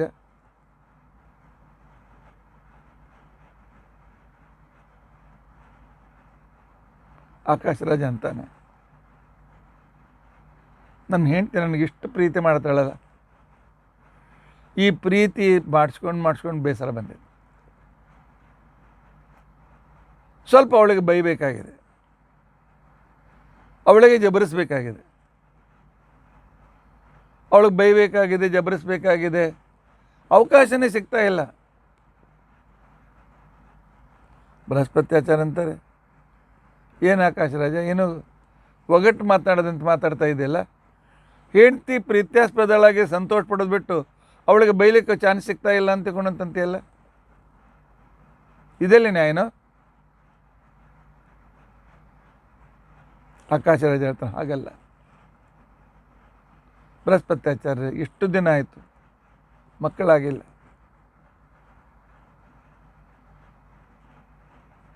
ಮಕ್ಕಳಾದರೆ ಮನೆ ತುಂಬಿದಂತೆ ಇರ್ತದೆ.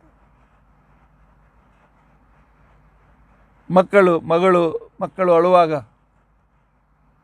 ನನ್ನ ಹೆಂಡತಿ ಏನಾದರೂ ಧರಣಿ ದೇವಿ ಕೆಲಸದಲ್ಲಿ ಇದ್ದಾಗ, ಏಯ್ ನೋಡು ಕೂಸಿನ ನೋಡ್ಕೊಳ್ಳಿಕ್ಕೆ ಆಗಲೇನು, ಕೆಲಸ ಬಿಡು ಕೂಸಿನ ನೋಡ್ಕೊ ಅಂತೇಳಿ ನನ್ನ ಹೆಂಡತಿ ಸ್ವಲ್ಪ ಜಬರಿಸ್ಬೇಕಾಗಿದೆ ರೀ. ಆ ನಂತರ ಕೂಸು ಹತ್ತು ಮಲಗಿದಾಗ ಏನು ಸರಿಯಾಗಿ ಹಾಲು ಕೊಡಿಸ್ಲಿಕ್ಕೆ ಆಗಲೇ ನಿನಗೆ ಅಷ್ಟು ಬುದ್ಧಿ ಇಲ್ಲೇನು, ನನ್ನ ಹೆಂಡತಿಗೆ ಬೈಬೇಕಾಗಿದೆ. ಬರೀ ಇಷ್ಟು ಸೇವಾ ಮಾಡ್ತಾಳ, ಇಷ್ಟು ಪ್ರೀತಿ ಮಾಡ್ತಾಳ, ಆ ಸಿಹಿ ತಿಂದು ಬೇಸರಕ್ಕೆ ಬಂದುಬಿಟ್ಟ. ಸ್ವಲ್ಪ ಮಧ್ಯದಲ್ಲಿ ಒಂದು ಖಾರ ಬೇಕಲ್ಲ, ಉಪ್ಪಿನಕಾಯಿ ಬೇಕು, ಖಾರದ ಚಟ್ನಿ ಬೇಕು, ಇದು ಬೇಕು. ಅದರಿಂದಾಗಿ ಮನೆಯಲ್ಲಿ ಮಕ್ಕಳಿರ್ಬೇಕು. ಆ ಮಕ್ಕಳಿಗೋಸ್ಕರ ಬಹಳ ಮನಸ್ಸು ವಿಚಾರ ಮಾಡ್ತಾ ಇದ್ದಾನೆ, ಯಾವಾಗ ಮಗ ಹುಡ್ತಾನೆ ಅಥವಾ ಮಗಳು ಹುಡ್ತಾಳೆ. ಎಲ್ಲರನ್ನು ಕರೆದು ನಾಮಕರಣ, ಎಲ್ಲ ಬಂಧುಗಳು ಸೇರ್ತಾರೆ. ಈಗೆಲ್ಲ ಬಂಧುಗಳನ್ನು ಕರೀಲಿಕ್ಕೆ ಮನೆ ಸಣ್ಣದು, ಅಡುಗೆಯನ್ನು ಕರೆದು ಇಷ್ಟೆಲ್ಲ ಕಷ್ಟಪಡೋರು ಯಾರು? ಮಠದಲ್ಲಿ ನಾಮಕರಣ ಮುಗಿಸ್ಬಿಡೋಣ, ಎಷ್ಟೋ ಒಂದು 4-5 ಜನ. ಹಿಂದಿನ ಕಾಲಕ್ಕೆ ಆಗಲ್ಲ, ಓಣಿ ಜನ ಎಲ್ಲ ಬರ್ತಿದ್ರು, ಎಂಥ ಉತ್ಸಾಹ ಇರ್ತಿತ್ತು. ಎಷ್ಟು ಗದ್ದಲ. ನಾಮಕರಣ ಮಾಡಬೇಕಾಗಿದೆ. ಆ ನಂತರ ಅಂಬೆಗಾಲು ಹಾಕ್ತಾ ಧೂಳಿಯಲ್ಲಿ, ಆನಂತರ ಕೆಸರಿನಲ್ಲಿ ಆ ಮಗು ಓಡಾಡಿ ಬಂದಾಗ ಅದನ್ನು ಎತ್ಕೊಂಡು ಅಪ್ಕೊಂಡು, ಅದ್ರ ಮೇಯಲ್ಲಿ ಧೂಳಾಗಿರ್ತದೆ, ಕೆಸರಾಗಿರ್ತದೆ.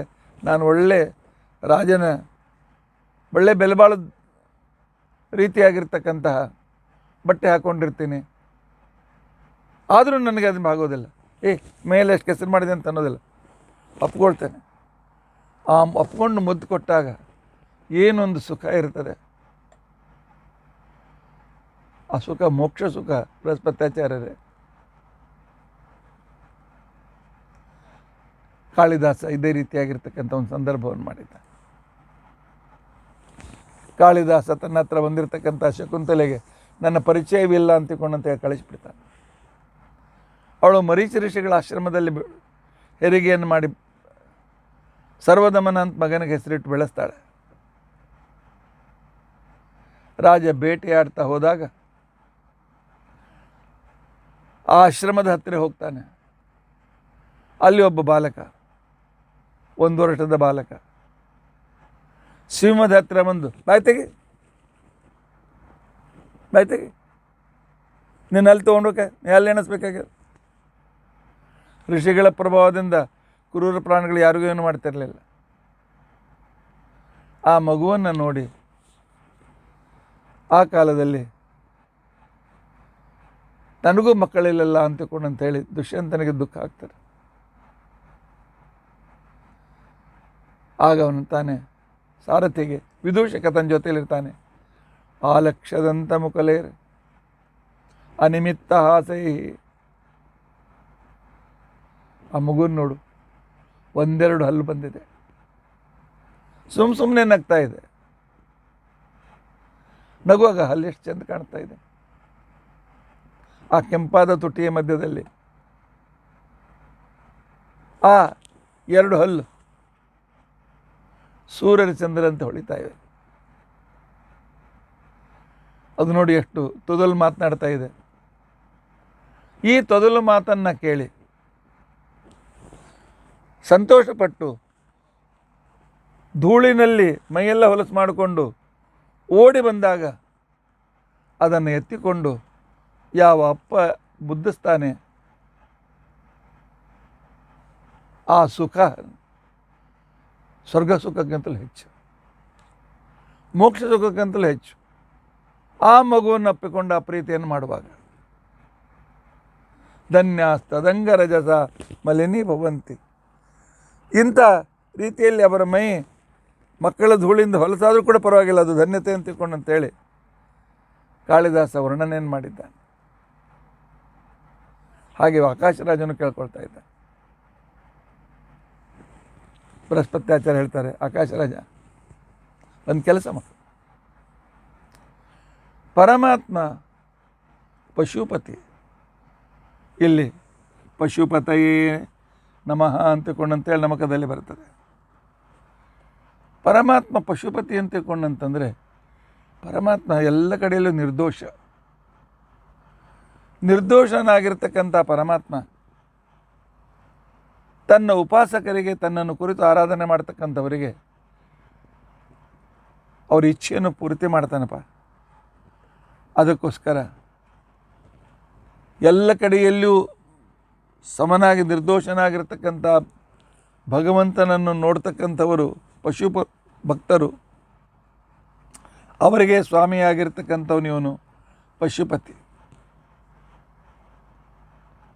ಆದ್ದರಿಂದ ಪುತ್ರ ಕಾಮೇಷ್ಟಿ ಯಜ್ಞವನ್ನು ಮಾಡು, ಪರಮಾತ್ಮ ಒಲಿದು ಮಕ್ಕಳನ್ನು ಕೊಡ್ತಾನೆ.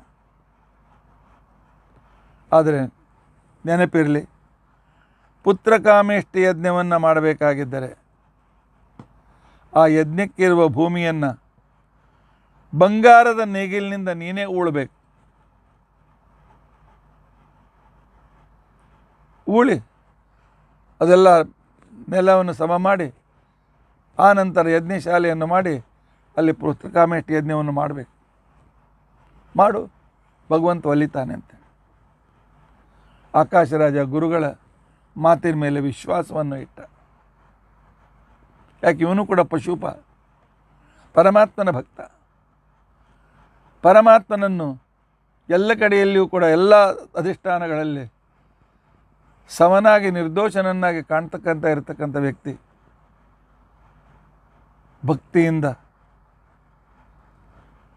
ಆ ಯಜ್ಞ ಶಾಲೆ ತಯಾರು ಮಾಡೋದಕ್ಕೋಸ್ಕರ ಬಂಗಾರದ ನೇಗಿಲಿನಿಂದ ನೆಲವನ್ನು ಉಳ್ತಾ ಇದ್ದಾನೆ. ಇನ್ನೇನು ಎತ್ತು ಮುಂದೆ ಹಾಕಬೇಕು, ಮುಂದೆ ಕರೆಸಬೇಕು ಅನ್ನೋಷ್ಟರಲ್ಲಿ ಆ ಉಳಿದ ನೆಲದಲ್ಲಿ ಒಂದು ಕಮಲ ಕಾಣಿಸ್ತು. ಅದರ ಮಧ್ಯದಲ್ಲಿ ಒಂದು ಸುಂದರ ಹೆಣ್ಣು ಕೂಸು. ಮಹಾಲಕ್ಷ್ಮೀ ದೇವಿ ವೇದವತಿಯಲ್ಲಿ ಸನ್ನಿಹಿತಳಾಗಿ ಆ ವೇದವತಿಯ ಕಮಲದ ಮಧ್ಯದಲ್ಲಿ ಆ ಮಗುವಾಗಿ ಅಲ್ಲಿ ಹುಟ್ಟಿ ಬಂದಿದ್ದಾಳೆ, ಅಭಿವ್ಯಕ್ತಳಾಗಿದ್ದಾಳೆ. ನೋಡಿ, ನೇಗಲು ಉಳುತ್ತಾ ಇದ್ದಾನೆ, ಅಲ್ಲೇ ಒಂದು ತಾವರೆಯಲ್ಲಿರ್ತಕ್ಕಂಥ ಚಿಕ್ಕ ಮಗು ಎಷ್ಟು ಸುಂದರವಾಗಿದೆ.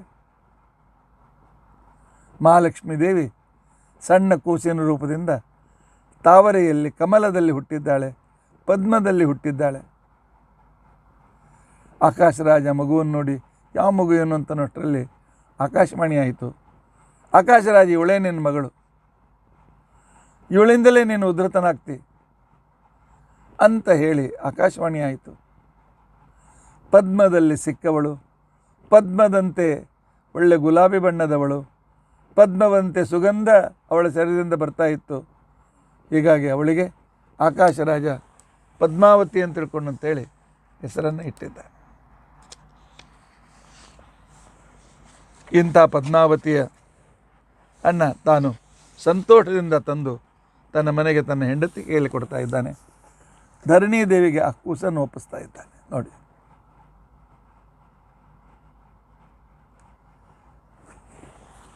ಆಕಾಶರಾಜನ ಧರಣಿ ದೇವಿಯ ಆ ಸುಖ ಆನಂದ ಅನುಭವಿಸಲಿ. ಮುಂದೇನಾಯಿತು ಅಂತ ಅನ್ನೋದನ್ನು ನಾಳಿನ ದಿವಸ ನಾವು ತಿಳಿದುಕೊಳ್ಳಿಕ್ಕೆ ಪ್ರಯತ್ನಿಸೋಣ. ಹೀಗಾಗಿ ಅರುಣಾಯ ನಮಃ, ಶಂಗಾಯ ನಮಃ, ಪಶುಪತಯೇ ನಮಃ ಅನ್ನುವ 3 ವಿಶೇಷಣಗಳಲ್ಲಿ ನಮಗೆ ಚೋಳರಾಜನಿಗೆ ಶಾಪವನ್ನು ಕೊಟ್ಟ ಶ್ರೀನಿವಾಸನ ಕಥೆಯಿಂದ ಪದ್ಮಾವತಿಯ ಜನ್ಮದವರೆಗಿರ್ತಕ್ಕಂಥ ಅವತಾರದವರೆಗೂ ಇರತಕ್ಕಂಥ ಕಥಾಭಾಗವನ್ನು ಈ 3 ವಿಶೇಷಣಗಳಲ್ಲಿ ಅರುಣಾಯ, ಶಂಗಾಯ, ಪಶುಪತಯ ಅಂತನ್ನೋ ವಿಶೇಷಣಗಳಲ್ಲಿ ಕಾಣಲು ನಾವು ಪ್ರಯತ್ನ ಮಾಡಿದ್ದೇವೆ. ಮುಂದೆ ಪರಮಾತ್ಮ ಪದ್ಮಾವತಿಯನ್ನು ಹೇಗೆ ವರಿಸ್ತಾನೆ ಇತ್ಯಾದಿ ಕಥೆಗಳನ್ನು ನಾವು ಮುಂದೆ ತಿಳಿದುಕೊಳ್ಳಿಕ್ಕೆ ಪ್ರಯತ್ನಿಸೋಣ. ಇತಿ ಅದ್ಯ ಕಥಾ ಪ್ರಸಕ್ತಿ. ಹರೇ ರಾಮ ರಾಮ ರಾಮ ಹರೇ ಹರೇ, ಹರೇ ಕೃಷ್ಣ ಕೃಷ್ಣ ಕೃಷ್ಣ ಹರೇ. ಉಗ್ರಂ ವೀರಂ ಮಹಾವಿಷ್ಣುಂ ಜ್ವಲಂತಂ ಸರ್ವತೋಮುಖಂ ನೃಸಿಂಹಂ ಭೀಷಣಂ ಭದ್ರಂ ಮೃತ್ಯುಂ ನಮಾಮ್ಯಹಂ. ಅಚ್ಯುತಾನಂತ ಗೋವಿಂದ ಸ್ಮೃತಿ ಮಾತ್ರಾರ್ಥ ನಾಚನ ರೋಗಾನ್ಮೇ ನಾಚಯಾಚೇಷಾನ್ ಆಶು ಧನ್ವಂತರೇ ಹರಿ. ಅಚ್ಯುತಾನಂತ ಗೋವಿಂದ ನಾಮೋಚ್ಚಾರಣ ಬೇಡಜಾತ್ ನಶ್ಯಂತಿ ಸಕಲಾ ರೋಗಾ ಸತ್ಯಂ ವದಾಮ್ಯಹಂ. ಶ್ರೀಕೃಷ್ಣಾರ್ಪಣಮಸ್ತು. ಶ್ರೀಕೃಷ್ಣಾರ್ಪಣ. ಯಸ್ಮಿನ್ ಪರೇ ಸ್ವರ್ಪಿತಂ ಪ್ರಕ್ಷಯಂ ಯಾಂತಿ ದುಃಖಾನಿ ಯನ್ನಾಮತಃ ಅಕ್ಷರೋ ಯೋಜರ ಸರ್ವದೈವಾಮೃತಃ ಕುಕ್ಷಿಗಂ ಯಸ್ಯ ವಿಶ್ವಂ ಸದಾ ಜಾಧಿಕಂ ಪ್ರೀಣಯಾಮೋ ವಾಸುದೇವಂ ದೇವತಾಮಂಡಲಾಖಂಡಂ. ಶ್ರೀಕೃಷ್ಣಾರ್ಪಣ.